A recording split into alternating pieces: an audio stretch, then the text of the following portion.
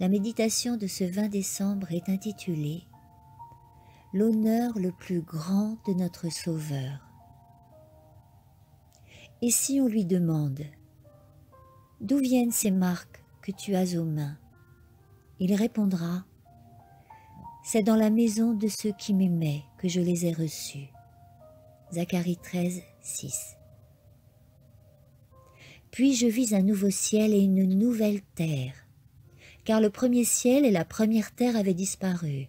Apocalypse 21, 1. Les flammes qui ont consumé les méchants ont purifié la terre. Toute trace de malédiction s'est évanouie. Il en restera toutefois un souvenir. Notre Sauveur portera à jamais les traces de sa crucifixion. Sur sa tête, son côté, ses mains et ses pieds, il gardera les marques cruelles infligées par le péché.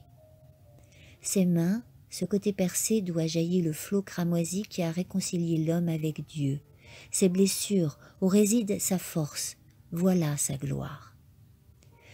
Puissant pour sauver par le sacrifice rédempteur, il a aussi la force d'exercer la justice contre les contempteurs de sa miséricorde.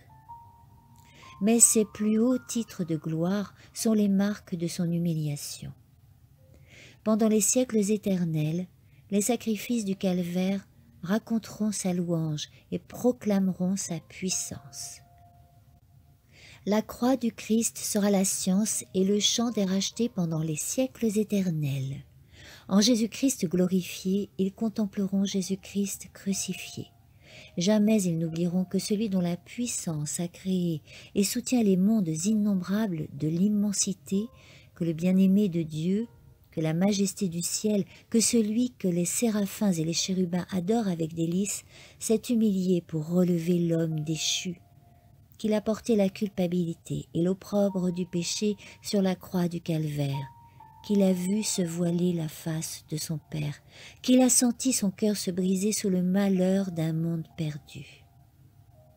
La pensée que le Créateur de tous les mondes, l'arbitre de toutes les destinées, est consenti à déposer sa gloire et à s'anéantir pour l'amour de l'homme, restera éternellement un sujet de stupeur pour l'univers.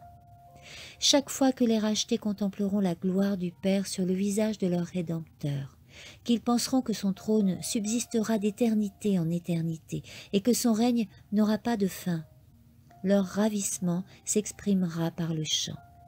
Digne est l'agneau qui a été immolé et qui nous a rachetés par son précieux sang.